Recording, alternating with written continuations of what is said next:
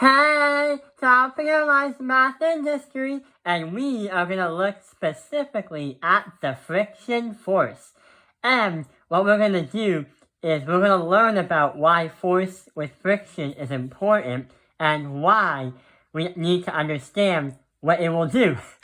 So we've been learning about the different forces in the past, and we've also been learning about those so-called diagrams that we've been using, like these. Anything that moves, or even anything, always has to have at least one or more force when it's happening. Well, unless it's in deep space.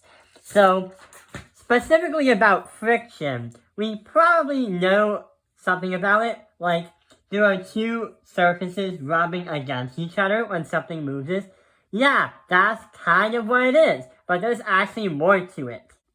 So friction happens in all different ways of what we're thinking about. Friction happens when things are rubbing on the ground, like this. Sometimes friction can also be rolling like this. But also, friction can be in the air when you're trying to throw something, like this. Air resistance kind of friction. But there's an actual idea behind this. And there's an actual, crazy thing about rubbing against the ground versus rolling against the ground. So let's see what happens. Imagine there's a cube right there, and someone wants to push it to the other side. They're going to push it by doing this, but the cube is still on the ground. It creates friction on the ground. If it was lifted, yes, it will hurt the person's back, but it'll also be off the ground. But since it's on the ground, there's going to be some kind of friction pulling it that way. That is the usual friction that we've seen. But what happens if they do something about that? Instead of using just a cube, what happens if they put the cube on something? Like a wagon with wheels. But specifically, we're going to show just the wheel. So over here, I have a flex wheel. And about that flex wheel is, there is still going to be friction, but a different kind of friction. What this wheel is going to do is something called the rolling friction. So, yes, the wheel does make it easier to roll and move faster. And that's actually why the invention of the wheel during the so-called Stone Age is actually helpful too, because it helps us move heavy objects. Of course, we never want to hurt our backs pushing that cube, but if we put something on a wheeled object, it'll help us.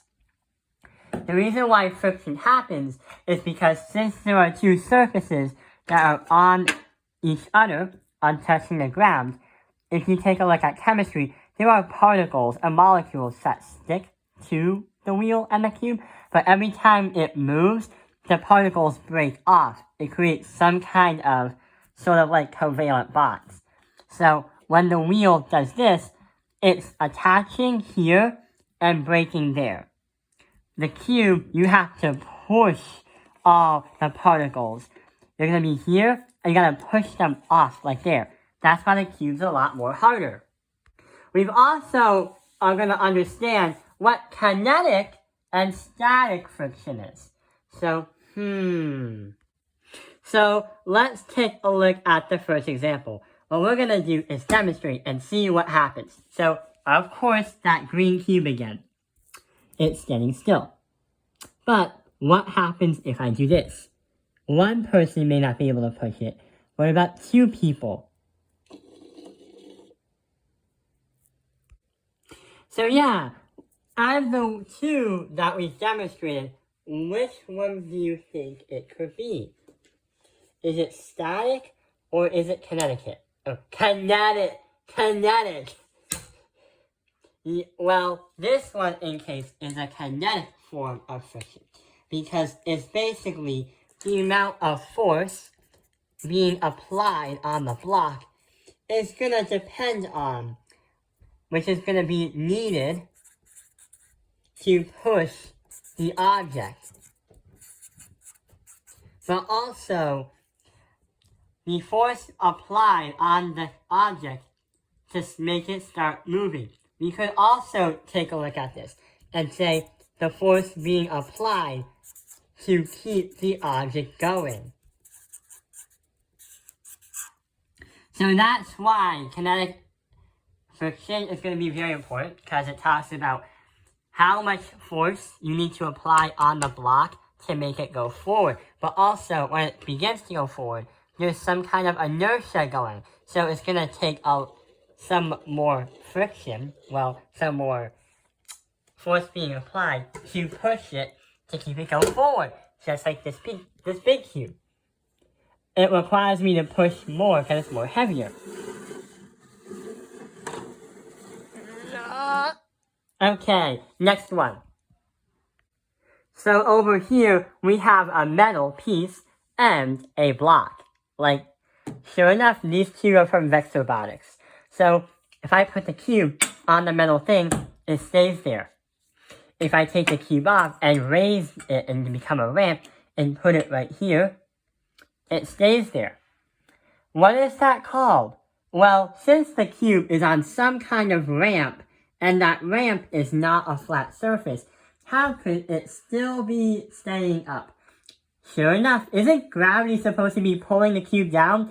Yes, but the issue is there's some kind of friction happening in play. And what is it? Sure enough, yes, it is the static friction. So the static friction is basically holding up an object from sliding or falling. So it creates a stationary object.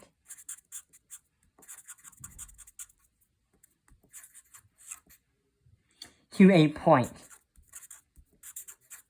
So somehow there's got to be an inclined plane playing around in the field. That block is not falling because it's using static friction to keep itself up. However, if I raise, the friction is overruled by gravity, so that's why the block falls off. So after we understood all that, I think we're confident to actually solve a math problem. So here is what the math problem is.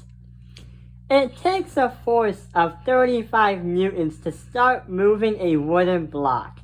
The block weighs 50 newtons and sliding across the tabletop, but only 20 newtons is required to keep it going, to keep the block going. What we have to do is find the coefficient of sliding friction and the coefficient of starting friction. Hang on.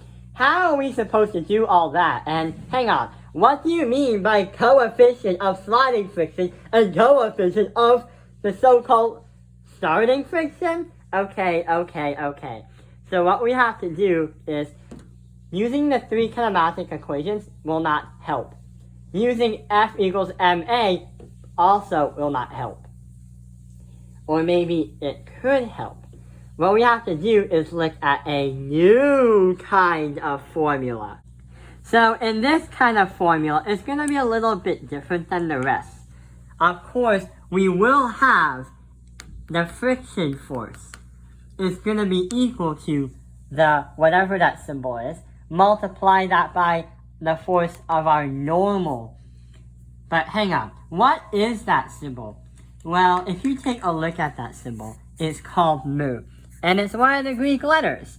But the crazy thing is, unlike pi and unlike tau, and also unlike theta and unlike blah blah blah blah blah, this mu character does not actually represent a number. It does represent the coefficient for fraction. No, the coefficient for friction. I almost said fraction, but it's supposed to be friction. And it's not a strict number, meaning it's not the same number for each. So if it takes 35 newtons to start a wooden block weighing 50 newtons, sliding across the table only takes 20 newtons to keep it going, then we are gonna have to use that equation.